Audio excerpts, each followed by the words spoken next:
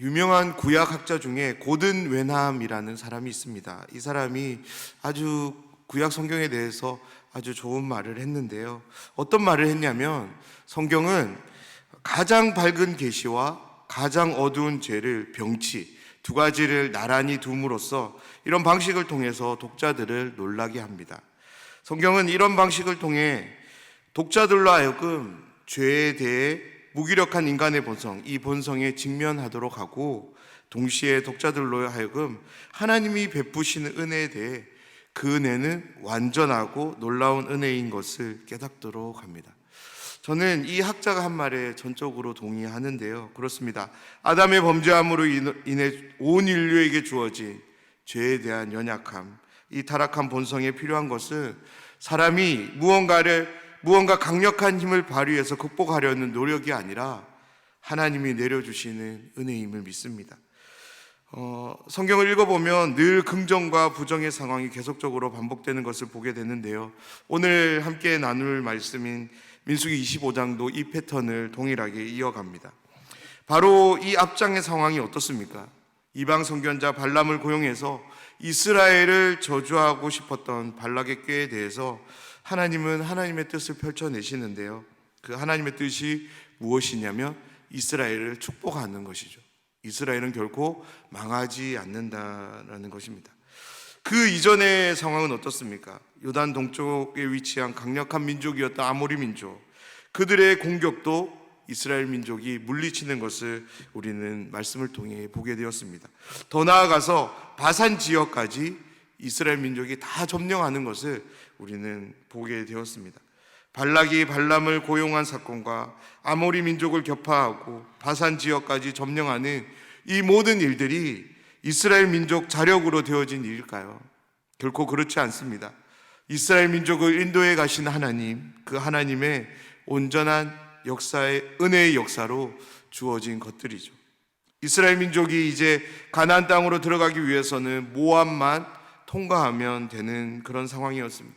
그렇습니다. 이스라엘이 가나안 땅으로 들어가는 것은 이스라엘 민족의 뜻이 아닌 하나님의 뜻입니다. 하나님의 약속이었습니다. 그러하기에 하나님은 그들을 먹이시고 입히시며 모든 대적들로부터 그들을 건져내시고 구원하시며 여기까지 인도해 오신 것입니다. 가나안 땅에 들어가기 위해 모압을 앞두고 있는 이스라엘 민족에게 있어 모압이라는 나라는 그러하기에 아무런 두려움도 걱정거리가 되지 않는 그런 민족이었습니다. 그냥 그들은 하나님의 인도하심을 받으며 지금까지 걸어왔던 것처럼 그 지역을 통과만 하면 되었습니다. 그런데 오늘 말씀을 보면 우리의 이러한 예상을 완전히 무너뜨립니다. 오늘도 말씀을 통하여 하나님의 마음을 알아가는 시간 되길 원합니다. 그래서 성경을 통해 우리에게 주시는 하나님의 마음이 어떠한지를 똑바로 깨닫고 그 마음을 붙잡고 살아가는 우리 모두가 되기를 기도하는 이 새벽 시간이 되면 좋겠습니다. 1절 말씀인데요. 이스라엘이 시딤에 머물러 있더니 그 백성이 모압 여자들과 음행하기를 시작하니라. 저는 민수기를 계속 읽어오면서 개인적으로 중요하게 생각하고 눈여겨보는 단어가 있습니다. 그것은 진을 쳤다라는 단어입니다. 말씀입니다. 진을 쳤다는 말씀은 하나님의 인도하심을 받고 있음을 보여주는 강력한 표현이라고 생각하기 때문입니다. 가나안 땅을 향하는 이스라엘 민족의 여정에 있어서 안내자는 이스라엘 민족 제일 앞에 선 유다, 이사갈, 스불론 지파가 아닙니다. 이 세 지파 앞에 무엇이 있었냐면 법궤가 있었습니다. 그렇습니다. 이스라엘 민족을 가나안 땅으로 안내하시는 분은, 인도하시는 분은 바로 하나님이십니다. 하나님이 그들의 인도자신 거죠. 그런데 오늘 말씀을 보면 진을 쳤다는 말이 없습니다. 다시 말해서 오늘 시딤에 머무는 것은 하나님의 안내를 받은, 하나님의 인도를 받는 것이 아닌 것입니다. 성경이 여기에 대해서 정확히 말하지 않지만 우리가 기억해야 할 것은 이스라엘이 머물러야 하는 땅은 가나안 땅이지 시딤은 아니라는 점입니다. 그런 점에서 시딤에 머물렀다는 것은 하나님의 인도하심에 전적으로 거스르는 그런 반역의 행동이 되는 것이죠. 광야 40년을 걸어오면서 이스라엘 민족에게 있어서 가장 큰 열망이 무엇일까요? 그것은 정착에 대한 열망일 것입니다. 가나안 땅을 바로 앞두고 있는 그들에게 이런 안도의 마음이 있지 않았을까요? 이제 저 요단만 건너면 하나님께서 약속으로 주신 땅으로 들어가게 되니까 여기서 잠시 쉬었다 가도 되지 않을까. 무엇보다 앞에 여러 전쟁들도 있었고 어려움들도 있었기에 이 쉼에 대한 열망은 너무나도 크게 그들과 함께 했을 것 같습니다. 사랑하는 여러분, 여기 아주 중요한 영적 진리가 있습니다. 성경은 믿음으로 사는 삶에 대해서 달리기 경주에 빗대어 말합니다. 그렇습니다. 마라톤 경주로 생각하면 우리가 더 좋을 것 같은데요. 저는 42.195km를 달리는 마라톤을 해보진 않았지만 마라톤 경주를 보면 지금 달리고 있는 이 사람들에게 있어서 가장 큰 열망이 무엇일까를 생각해 보면 이 다름박질을 멈추는 것이 거다라는 생각을 하게 됩니다. 그 열망은 꼬린 지점이 보일 때가 절정이 될 것 같습니다. 2시간을 넘게 쉬지 않고 달려온 그들에게 꼬린 지점만큼 강력한 유혹은 없을 것입니다. 하지만 그들이 멈추지 않는 이유가 있습니다. 왜냐하면 지금 여기서 쉰다면 다시 달릴 수 없음을 그들은 너무나도 잘 알기 때문에, 그래서 그들은 꼬린 지점이 보이면 그때부터 더 힘을 짜내어 더욱 강력하게 달려가기를 시작합니다. 그렇습니다. 우리를 향하는 하나님의 뜻 앞에서 우리의 모습이 이스라엘 민족과 같을 수 있습니다. 사랑하는 여러분, 하나님의 뜻이 여러분의 눈앞에 보이고 계십니까? 그렇다면 안도의 한숨을 내실 것이 아니라 더욱더 그 뜻을 바라보며 계획을 붙잡고 우리는 기도하며 그 길을 걸어가야 됩니다. 하나님의 뜻이, 계획이 온전히 성취될 때까지 우리는 조금의 틈도 내주어서는 안 됩니다. 이스라엘 민족이 약속의 땅인 가나안 땅을 두고 시딤에 머물게 된 이유가 저는 여기에 있다고 봅니다. 그들은 이제 곧 들어가게 될 땅을 앞두고 안심한 것이죠. 1절 말씀에 보면 이스라엘 백성이 모압 여자들과 음행했다는 내용이 나옵니다. 구약 성경에서 음행에 대해서는 두 가지 상황을 이야기하는데요. 하나는 성적인 음란 행위이고 또 다른 하나는 하나님이 아닌 이방신을 섬기는 우상 숭배에 대해서도 음행했다라는 표현을 사용합니다. 2절에서 이 음행이 어떻게 시작되게 되었는지를 소개하는데요. 모압의 여자들이 자기 신들에게 제사할 때 이스라엘 백성들을 청했다라고 말합니다.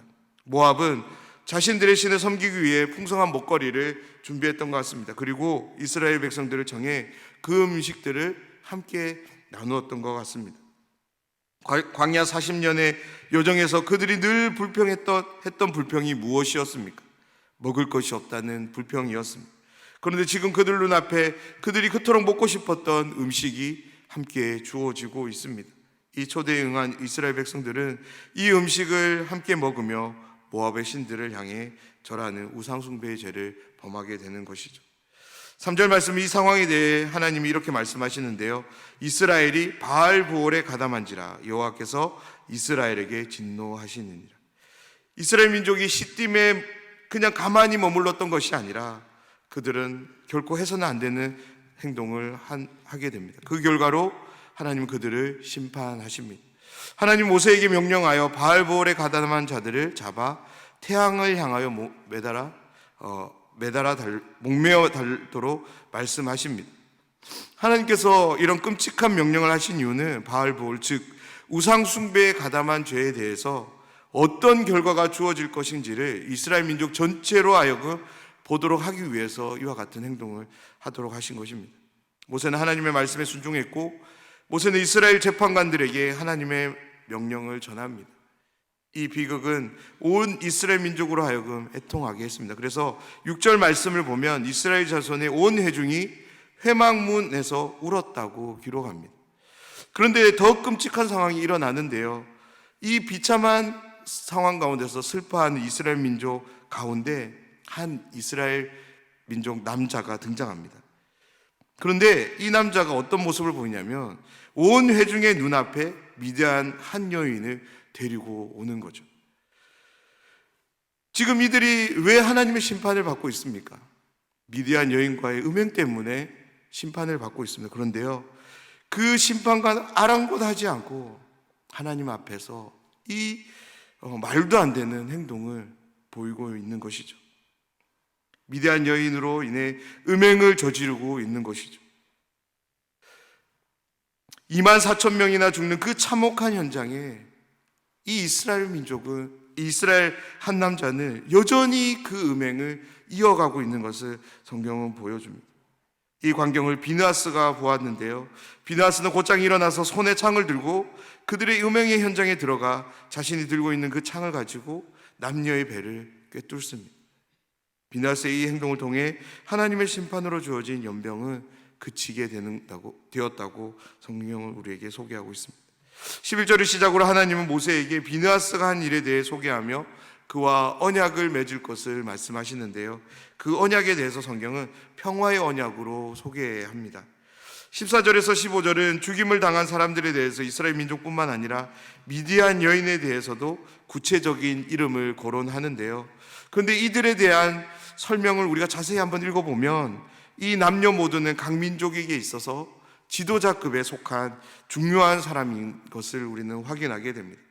특별히 이스라엘 민족에게 있어서 지도자는 하나님의 율법에 깨어 있어야 하는 사람들이었습니다. 그렇게 율법에 깨어 있어야 할 사람이 율법을 범하는 일에 지금 가장 중심에 선 것입니다.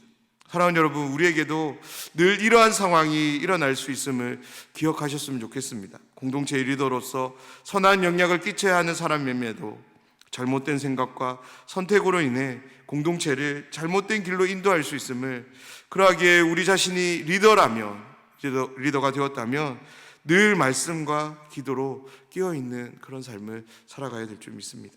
마지막 17절에서 18절의 말씀은 하나님께서 이스라엘 민족으로 하여금 바알보올에 가담하게 만든 미디안 족속을 공격할 것을 말씀하십니다. 그러면서 왜 그래야 되는지에 대한 이유도 말씀하시는데요, 18절 말씀을 보면 우리는 이스라엘 백성들이 시딤에 머무는 동안에 음행을 저지르게 된 것이 다름 아닌 미디안인들의 속임수에 의한 것임을 확인하게 됩니다. 오늘 말씀에서는 우리가 확인되지 않지만 이후에 나오는 민수기 31장에서 이 속임수는 다름 아닌 발람에 의한 것임을 우리는 보게 되는데요, 그래서 이스라엘 백성들이 미디안 민족을 진멸할 때 발람도 같이 죽게 됩니다. 그렇습니다. 하나님은 오늘 시딤에서 일어난 이 일에 대해 철저한 태도를 보이시는데요, 왜냐하면 앞으로 들어가서 살게 될 가나안 땅, 그 땅에서의 이런 음행하는 일들은 너무나도 만연된 일이었기에 이와 같은 죄악, 우상을 섬기는 음행의 모습이 결단코 이스라엘 민족과 함께 해서는 안 되기 때문에 하나님은 이 사건을 가만히 두지 않고 철저히 다루고 계십니다. 오늘 말씀을 통해 우리가 기억해야 될 영적 진리가 있습니다. 우리는 날마다 하나님이 나와 함께하고 계심을 믿고 확신하는 가운데 우리는 살아가야 합니다. 그렇기 때문에 내가 하는 말, 더 나아가서 내가 하는 생각까지도 우리는 삼가 조심해야 합니다. 그러기에 우리는 늘 우리의 마음을 들여다볼 수 있어야 합니다. 그런데 참 감사하게도 하나님은 우리의 마음에 함께 하십니다. 그렇습니다. 신자는 늘 마음을 돌아봐야 되는 사람입니다. 내 마음에 함께 하시는 하나님을 바라보는 동시에 내 마음이 지금 하나님의 마음과 일치되는 마음을 품고 있는지를 우리는 잘 살펴보아야 합니다. 그로 인해 우리가 해야 하는 말, 우리가 해야 하는 행동, 특별히 오늘 이스라엘 민족의 상황을 우리가 한번 생각해 볼 때 우리가 가지 말아야 할 곳, 머물지 말아야 할 곳은 가지 말아야 되고 머물지 말아야 됩니다. 왜냐하면 우리가 가지 말아야 될 곳에 가게 될 때, 머물지 말아야 할 곳에 머물게 될 때 그곳에서 우리는 범죄, 타락의 현장이 되기 때문에 그렇습니다. 이스라엘 민족이 가나안 땅에 들어가기 전인 이 시딤까지 그들이 처절하게 걸어온 것은 사실입니다. 조금 쉬었다가도 괜찮아 보입니다. 하지만 이들이 들어가서 머물러야 될 곳은 가나안 땅입니다. 결코 시딤이라는 곳에 그들을 머물러서는 안 되었던 것입니다. 그들이 머물러야 할 곳이 가나안 땅인 것을 알았다라면, 믿고 확신했다라면 그들은 시딤이라는 아주 좋은 땅이 보인다 할지라도 거기에 눈길을 주어서는 안 되었던 것입니다. 무엇보다 그곳에 그들은 머물러서는 안 되었던 것입니다. 오히려 눈앞에 보이는 약속의 땅을 향해 그들은 주저함 없이 하나님을 신뢰하며 계속적으로 전진해야 했던 것입니다. 사랑하는 여러분, 오늘 우리는 이 하루를 어떻게 보내고 싶으신가요? 하나님의 뜻을 향해, 목적을 향해 부지런히 달려나가는 저와 여러분 되었으면 좋겠습니다. 특별히 가면 안 되는 곳, 머물면 안 되는 곳은 절대 가지 않는, 머물지 않는, 눈길조차 주지 않는 우리 모두가 되면 좋겠습니다. 오늘 하루도 우리의 삶에 함께 하시며 하나님의 뜻을 향해 인도해 가시는 하나님과 함께 하며 하나님을 기쁘시게 하는 하나님의 귀한 아들, 딸로 살아가시기를 주님의 이름으로 축원합니다.